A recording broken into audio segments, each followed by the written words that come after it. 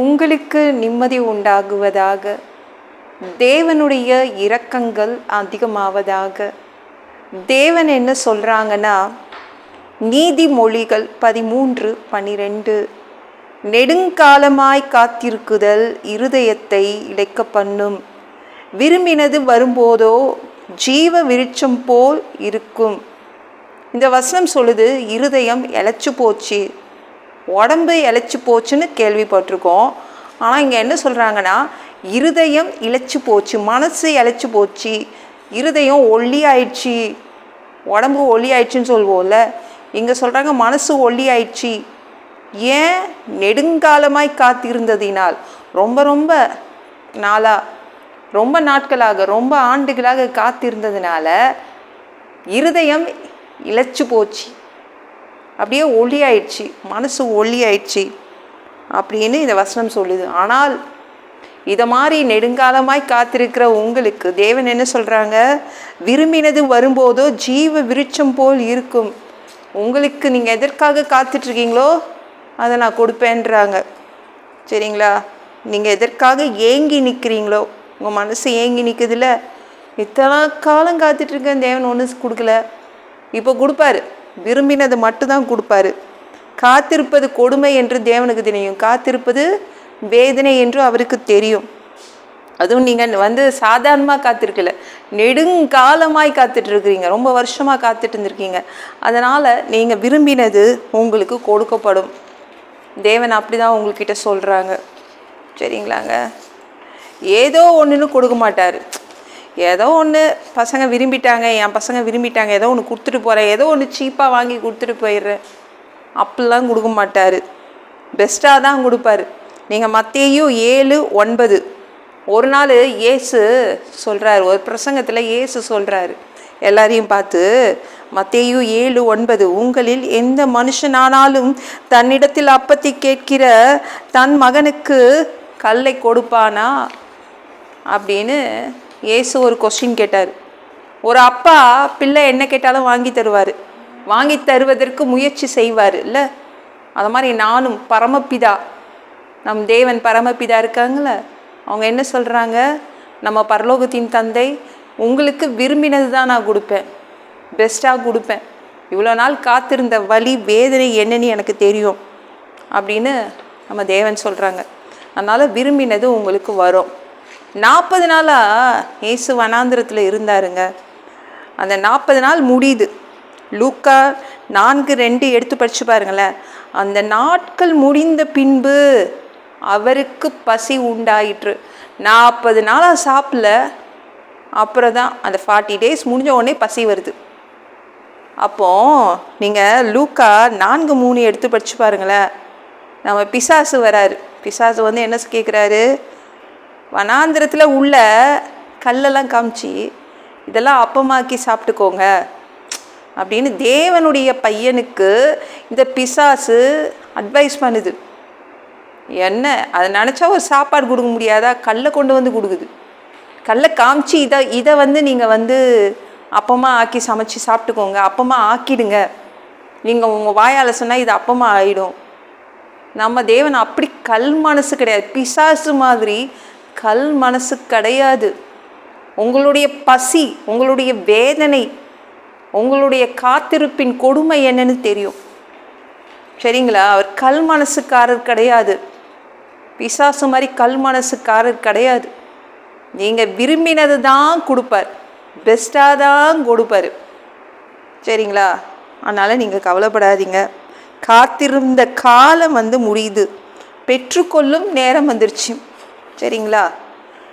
காத்திருக்கிறது வேதனை தான், தேவனுக்கு நல்லாவே தெரியும். ஒரு நாள் 3 பேர் ஒரு வேலையாக வெளில போகிறாங்க. 3 பேரில் 2 தேவதூதர்கள், ஒருத்தர் நம்ம கர்த்தர். தேவதூதன் 2 பேரும் நம்ம தேவனோட சேர்ந்து ஒரு வேலையாக சோதம் கொமராக்கு போகணும். அதன் பாதையில் நம்ம ஆபிரகாமை பார்த்துட்டு போயிடலாம். சாராள் இவ்வளோ வருஷமாக காத்திருந்திருக்காளே, 24 ஆண்டுகள் 2 மாதம் காத்திருந்திருக்கா. அவளுடைய வேதனையினால் நம்மளால் புரிஞ்சுக்க முடியுது. போய் பார்த்துட்டு போயிடலாம் அப்படின்னு போய் பார்க்குறாங்க. என்ன கேட்குறாங்க தேவன், அவர்கள் அவர்கள் 3 பேருமே கேட்குறாங்க, சாராள் எங்கேன்னு. 24 வருஷம் யாரு காத்திருப்பா இதை மாதிரி? 3 பேருமே, கர்த்தரும் கேட்குறாரு, கர்த்தரோடு கூட வந்த தேவதூதர்களும் கேட்குறாங்க. அவர்கள் அவனை நோக்கி, உன் மனைவி சாராள் எங்கே என்றார்கள். பார்த்துக்கோங்க, காத்திருந்தால் அதற்கு ஒரு பெரிய மதிப்பு. பரலோகம் வந்து உங்களை பயங்கர மதிப்பாக தான் பார்க்குது. எங்க சாராள் எங்க? 24 வருடம் 2 மாதம் காத்திருந்தா. தேவன் சொல்கிறாரு, அவளுக்கு வந்து காத்திருப்பின் காலம் முடிஞ்சிருச்சு, இனிமே அவளுக்கு குழந்தை கிடைக்கும், 10 மாதத்தில் குழந்தை வந்துடும், நான் திரும்பவும் வந்து பார்க்க வருவேன் அப்படின்னு சொல்கிறாங்க. நீங்கள் காத்திருக்கிறதுனால உங்களுடைய மதிப்பு ஏறுது. புரியுதுங்களா? அதுதான் இந்த காத்திருக்கிறதுனால எக்கச்சக்க வேதனை வந்திருக்கும், வலி வந்திருக்கும், இல்லை கண்ணீர் விட்டுருப்பீங்க, ஏங்கி நின்றுருப்பீங்க. ஆனால் அது ஒரு பக்கம் இருந்தால் கூட, ஆனால் இன்னொரு பக்கம் என்ன, உங்கள் பரலோகமே உங்களை பார்த்து உங்களை பற்றி தான் பேசும். அந்த 2 தேவதூதர்கள் கூட தெரியுது பாருங்கள்.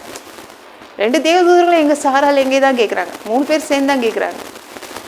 அந்த அளவு உங்களுடைய மரியாதை ஏறும். ஒருத்தர் வந்து நம்ம தேவனுக்காக காத்திருந்தால் அவங்களுக்காக நம்ம தேவன் என்ன பண்ணுவார், விரும்பினதை கொடுத்துடுவார். சரிங்களா? நீங்கள் விரும்பினது வரும். இந்த வீடியோ பிடிச்சிருந்துச்சுன்னா மற்றவங்களுக்கு ஷேர் பண்ண மறக்காதீங்க. கர்த்தர் தாமே உங்களை ஆசீர்வதிப்பாராக. ஜெபம் பண்ணலாமா? அன்பு பிதாவே, உங்கள் பிள்ளைங்க உங்கள் பாதத்தில் வந்திருக்காங்கப்பா. உங்கள் பிள்ளைங்க எத்தனையோ நாட்களாக, எத்தனையோ வருடங்களாக உங்கள் பாதத்தில் காத்துட்ருக்காங்க. எவ்வளவோ வேதனை, எத்தனையோ கண்ணீர் இருக்குது. ஆனால் இன்னைக்கு உங்கள் பிள்ளைங்க காத்திருந்த காலம் முடியுது, விரும்பினதை கொடுக்குறீங்க. நன்றி அப்பா.